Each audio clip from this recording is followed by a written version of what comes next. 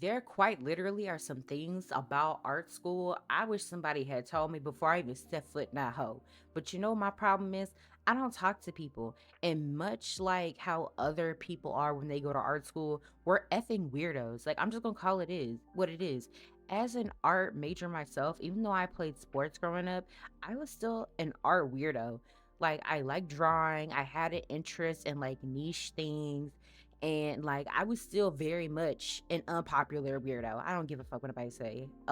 If anybody tells you different, they are a hater, and more than likely they're a liar. Because to me, I was just never. I was that girl, but I wasn't that girl. Now let's get back on topic. So, the whole shebang of this video is that as an art major, there are some things about the social aspect of going into college and majoring in art that I wish somebody had told me about. And for this episode today, I'm going to mention about relationships because I don't feel like people really address that. But like when you're going into college, whether you dated in high school or not, you're eventually going to find somebody that you really rock with and you really fuck with. And I say that because usually it doesn't matter if you go to a big university, a medium kind of size university, or a huge ass or a middle bumfuck nowhere university. Your class size as an artist or someone who's majoring in the arts, and as depending on your specification, your class is going to be small. I'm talking about like maybe 20 people max on a good day. Then on top of it, you got to factor in the fact that people are not going to show up to class. So you eventually gonna start if you're the type of person who's gonna go to class every single day, then you better get good and comfortable with them other people who come to class good every single day. I don't know how else to tell you. And that is what happened to me in my story. So, for the sake of story's sake, we're going to call the guy that I was talking to Nutella. Nutella was decently looking to me, but apparently he looked like somebody who snuck onto Earth to my homegirls. But then again, I've always dated men who look like they snuck on Earth, apparently. And there's actually a psychological reason for that, but I'm not gonna get into that because I'm not gonna talk to you about my psych major friends who tried to throw me in the gutter. But needless to say, I was in a class size of about maybe 15 people, right? At the start of the semester, everyone shows up, does their orientation. Everybody's super excited to be a first time college student. Yippee, hooray, everyone's excited. No, bitch, that was grueling. We were in that class for like maybe an hour or two, but I was gonna wish and pray to God that we had more 2 hour classes once going into this art one class. So if you have a degree plan where you are getting your bachelor's in fine arts and then you have a specification in graphic design or something of the sort, you still have to take the fundamentals of drawing. So you have to take drawing one, and those drawing one classes be long as hell. I don't care what nobody says. If you're going to school and your drawing class ain't at least 2 hours minimum, baby, you ain't going to art school. You're going to the art program. And there's nothing wrong with that. But please don't fight with me when I'm over here sitting in the lab for hours on end, fighting for my life to stay awake. Girl, I fell asleep standing up at my easel one day. Please don't argue with me. Argue in the comments, but it's not gonna be with me. But essentially, I met this guy, right? Because we're doing introductions, and if you know nothing about college, they gonna make you do them little third grade introductions. What's your name, your age, your major, and why the hell are you here, bitch? That is exactly what's going to happen, and that's exactly how that happened for me. And I introduced myself. I told them because at the time I was working as a content creator, but also I was doing content for Lil Baby's engineer because I was like RPing at the time. Like, so I was in my money bag. I was making my money on motherfucking Twitch bad. And I'll go ahead and I introduce myself. And then this boy goes up. This boy is Nutella. Nutella is this dark skinned thing with glasses and like a little fade or whatever. So he ain't had no locks or nothing, which is, anyways. He goes up there and he basically says that he goes to, or he went to school in high school in the same district that I went to school at. So I'm like, oh, how do I not know you? How the hell do I not know you? And so, because I was all over the district, because I was a district ambassador at the time. Yeah, I was like, how do I not know this young man? But eventually, we end up, talking in the middle of his introduction, because girl gotta I gotta find friends, girl. I got no friends in college. I was a track fiend. I was in track, and I the only friends I had was people on my throwing team. And girl, they was friends, but they wasn't my friends. You know what I mean? But, we ended up hitting it off really good. And so, we end up chatting like after class because at this point we didn't went through everybody's introduction. My professor is like this middle-aged man with a skateboard, but we gonna talk about Mr. Jalapeno later. Jalapeno, oh yeah, we gonna get back to him. He gonna have his whole episode. But essentially what's happening is we end up linking up, we chilling out, we're having a great grand old time, and old boy is like, hey, we should be friends. And I'm like, what? I didn't have to work hard or beat nobody up to make friends? Oh my God. And I say that because, like, a majority of my friends that I've made up until this point in my life have been because I've defended somebody from getting their ass beat by beating up the person who was beating their ass. Like 90% of my friendships have been because people were either being racist or discriminatory or outright just dumb kids to my friends, and I wasn't going for it. So I defended them, and then they clung to me, and then I became everybody's mom in my friend group. That is like 99.9% of my friend group. They will tell you any day of the week. Literally, that is how we all became friends. Um, but I was like, oh my goodness, okay, cool, we'll be friends. So as time goes on, we chilling and we're in the same class, and we hang out, and eventually we end up, needing to study because we have like this big exam coming up, or like, everybody kind of linking up trying to get answers for quiz and stuff. Because I don't care what nobody says. If you're not cheating in college at least once, you're dumb. Like, what the hell are you doing? I'm just saying this now. You're usually the person who's giving out the answers, or you're the person who's getting the answers. And 99.9% of the time, I was always the person who was giving the answers. But the one time that I needed somebody to give me the answers, he was the one. Nutella came in clutch. And Nutella had a hard time with writing, so we would like switch assignments. So I would do his writing papers because my mom's an English teacher. So I knew how to do papers. And then he would take on both of our art project, like the more technical side of our art projects. And then like he would do both of our assignments for us. And we used to be over here trying to figure out, okay, so if we got this question wrong on this quiz, then we're gonna do this answer on your quiz, and we gonna see. He took the L for like 20% of our assignments. But after that, I had to go ahead and, pull my weight. You know what I mean?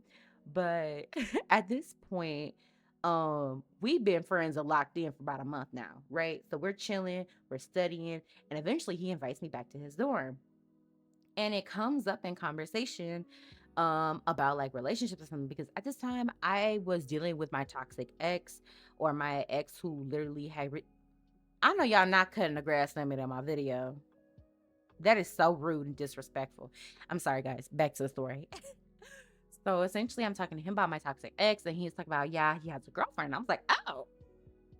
So we've been friends for about a month now, and he ain't tell me he got a little girlfriend. I was like, oh, okay. Well, let me dial it back, because at this point, I'm starting to like him a little bit more than friends, but not so much to the point that I think I would shoot my shot, because like I don't really know if I like him. Because girl, we cool, like we just cool, and that's just it. And eventually he starts getting extra close to me. I'm talking about touchy feely. I'm talking about he trying to talk to me and trying to invite me back to his dorm. And like we was already going out together and like eating all the time because we was dumb college students trying to spend up all of our little allowance money on food. So that's what we was doing. But I never, like, it never sat right with me, at the end of the day. Now that I'm like reflecting on it, like he kind of waited that long to say something about, having a girlfriend. But after that, I kind of like pulled back because, I'm a girl's girl, stay locked in. Can't, nah. So at some point, a month later, so this has been 2 months now since we've been in school, and my birthday's about to come up or whatever. And I'm streaming still in my dorm, and I'm doing just chatting streams at this point because my dorm's internet sucks. Like it sucks dookie. Sucks monkey butt. Like I can't do nothing. So he ends up coming over to my place, and we end up hanging out, whatever. Cause this is the first time ever stepping foot in my dorm. And at this point, shit gets getting real for a minute, and what ends up happening is he ends up telling me that he broke up with his girlfriend. Just out of nowhere. Like just out of nowhere, that ends up tells me that he broke up with his girlfriend. And I'm like, oh shit. Well, do you need a shoulder to cry on? Are you okay? And he was kind of like, I don't know. I kind of just don't feel anything. I don't know what to say. Whatever. And he's just kind of like, nonchalant about it. And if y'all know nothing about me, this is kind of where my hatred for nonchalant men kind of comes in to a certain degree, because I need to show some type of emotion. Some type of emotion. Show me that you feel something, anything. And he wasn't showing that. But you know what? I was just like, okay, well, if you need emotional support, I'm here. That's great.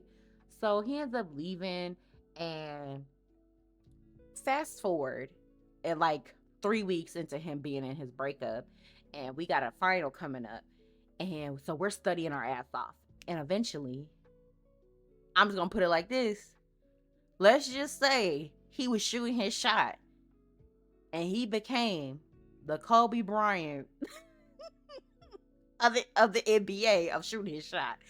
And we eventually talk about it, and we figured out that we want to date.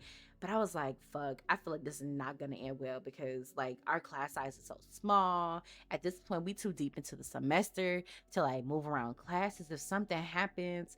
But I'm always one to tell some dude like, okay, I only long term stuff. We gonna see how this go, but you need to be putting in some effort, and effort he put in, because I eventually had to drop out of doing track because I had developed a nerve issue in both of my arms that was career ending. Like I had developed thoracic outlet syndrome, and it was just like really severe carpal tunnel. That's the best way I can explain it to anybody who don't know what that is. I developed like really severe carpal tunnel, and I couldn't do much, so I had to go ahead and drop out. Plus I received like a really good offer to do some work for a really big content creator, so I needed all the time in the world to work and also recover, because like it was bad. And so when I say it was bad, like I couldn't even like move my own clothes to the washer and dryer. So he would come over, and he would move my stuff for me, and like he would even fold my clothes like if my arm started shaking or something like that. Like it was bad. It was that bad. And so he was really cool about it. But here is where shit hits the fucking fan, bitch. This is where shit hits the fan, right? So at this point, we're in it to win it. We are in this relationship. Everything's great. And I don't really know the details of like what happened on that end of the spectrum, but I just know that something happens. And he's telling me how, he wished I was bigger. Um, so if y'all know nothing about me, um, I I looked like this in college. Like this is what I looked like for the last 2 years in college. And right now I'm 20, and I got into college and I was like 19, right? So this is kind of what I look like now anyway. And I'm like, oh, so I need to get bigger. I don't know about that one, big dog. I don't know about that one. And he eventually, at this point, like we've been together for like 4 or 5 months, and he just like essentially just goes like, oh, here's like what my ex looks like, and I'm like, I'm not getting that big, and I'm not saying that to be no type of way, but I'm like, I'm not about to change my body to get that big for the sake of your gaze. And the thing is like, I didn't put on no Fishman 15. I actually lost a lot of weight in college because I wasn't eating properly, and all I was doing was working out. All I was doing was working out. And I had already had an ED when I went into college. Like, I already knew I had pica. I've had pica since I was a child. So, like, that wasn't even really what it was. But, like, I was just refusing to eat because I was obsessed with not gaining that freshman 15. I was still eating like garbage to a certain degree because like we had restrictions on when we could cook. Like I found every way in the book just not to gain any extra weight. So this is kind of like the smallest my body has been, and it was a lot. Like it was a lot to deal with, and I was like on my gym journey. Like that was it. And so, that was red flag number like number two for me. But at this point in the story, you know what I mean? It's getting to a point. um, and we started to like become more distant because he's going through a lot and he's going through stuff at home and he's not really opening up to me. So that's one of my biggest things. Like if you're not opening up, then I'm gonna feel some type of way. And he's just kind of like, oh, I'm feeling some type of way right now, whatever. And he's not really communicating his feelings. So like, of course there's gonna be some disconnect. So at this point in the story, come to find out, we end up breaking up, at some point, and we're just friends now. But here is where disaster strikes. You might want to hold on to this, you'll see, baby, because it's bad. So we broke up kind of sometime before winter break, and I'm like, okay, whatever, boo thing. I don't care. I do not care about us breaking up. That's cool. Like, we're still friends. Like, we're still good. Uh, we were still doing some stuff that was not friendly things. I'm just gonna keep it a bean. Yeah, yeah. But over the break, I didn't talk to him almost at all. Like, there is little to no communication by like any means necessary, and it's so crazy because we lived maybe 10 or 20 miles away from each other, which is so crazy. So no talking, no nothing, no link up, no nothing. So I'm just like, okay, cool. I'm just gonna do my thing, do my thing, do my thing, do my thing. And I eventually come back and we're talking and we're hanging out like nothing happened. Like nothing has happened at this point, right? And lo and behold, we end up smoking for the first time. I know. Cause I've never hit a pen before. My ex put me onto bongs and whatever. Drugs, bad things, candy. I don't know what can I say on YouTube? I don't know. But we was doing stuff. We were doing some a little, yeah. And that was my first time ever doing it. So I'm like, oh my goodness, I'm high off my mind right now. But because I'm fighting for control of my body at this point, I'm trying to keep it together. But he can't keep it together. So yeah. Long story short, after that day, we didn't really end up talking almost ever, like almost at all. And I ended up blocking him because, at this point, this is crazy at this point. Like we're just fooling around. And it's a whole bunch of hoopla at this rate. So I go ahead and cut that off. And so then I started getting more female friends while I was in class. So I started hanging out with more girly pops. I actually joined like the esports team at the time. I wasn't really active in the esports team, but there's gonna be a whole story time about that. And then I started meeting up with this other girl who, she went to school not in the same district as me, let alone the same school as me. But we ended up linking up like during like freshman meetup, and we was cool. We was great. We just wasn't really like talking a lot because she wasn't really into like talking to me. So I was like, okay, cool. I'm just not gonna fuck with you like that, and that's okay. I fuck with that. But here is the crazy thing. I'm with her in my dorm when I get a call from him. And at this point, we're about to go on winter break, and we're like into sophomore year at this point. Like we are well into sophomore year of college.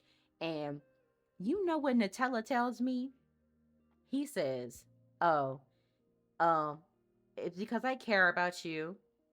Um, I feel like you should know I got checked and I have herpes, bitch." When I say that my fucking stomach hit my stomach hit my ass.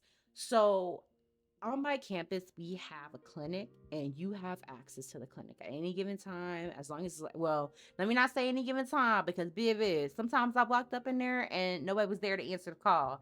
But I was regularly getting checked. Like I was getting checked like 2 or 3 times a year when I was in college. I wasn't super, active or whatever, but stuff spreads without you having to like, yeah. So I wanted to be sure. So I, in a fit of rage and a frenzy, I get all my shit and I just throw on my bonnet. And I usually don't like going outside with my bonnet on unless like I know that my hair just looks a fucking mess. But I threw on my bonnet. I went like my roommate is like oblivious, and I go to the clinic immediately. I am off to the clinic just immediately. And essentially, I get there. I get there, right? And they go ahead and they hook me up and they like, okay, so calm down. Cause at this point, I'm having a panic attack. Like, I have really bad anxiety and like it's unmedicated. It's true at this time. And they go ahead and calm me down. And all the women were really nice. I'm gonna be honest, I don't think I would have been able to mentally handle the results that I got or just in general, just anything at that point. um had I not like had those women there to like be emotionally supportive to me. But they go ahead and they hook me up and they draw blood and they're asking me questions to kind of calm me down, and I'm like, well, no, I haven't had these symptoms, and no, I haven't done this, and no, no, no. And so that they're like, oh, girl, you might not have it. Because they're telling me that, oh yeah, within a certain time frame you would have experienced these symptoms. It's very rare that you don't show symptoms, but we're gonna still check you, da da da. So I'm doing blood, and y'all know blood is the best way to figure out if you got something. So at this point, I go ahead and I'm checking, and I have to wait to get my my results back. So I go ahead and I check, and I'm clean. And so I let him know, well, the ladies let me know that I ain't got it. And he's like, well, what do you mean you don't have it? And so at this point, I'm like, wow, like, why are you not happy for me? I thought you wanted me to get checked because I was. And so it had to it clicked for me for a minute. I was like, he been out here messing with somebody's art hose after we wasn't together over the break, or he's just was experiencing some symptoms and he didn't even. I was like, oh, this shit is crazy. So at this point, I'm like, I'm looking at every girl in my class, and I'm just kind of like, who look like they exhibited symptoms. Cause I'm like, oh, so he was messing with that nasty hoe. But yeah.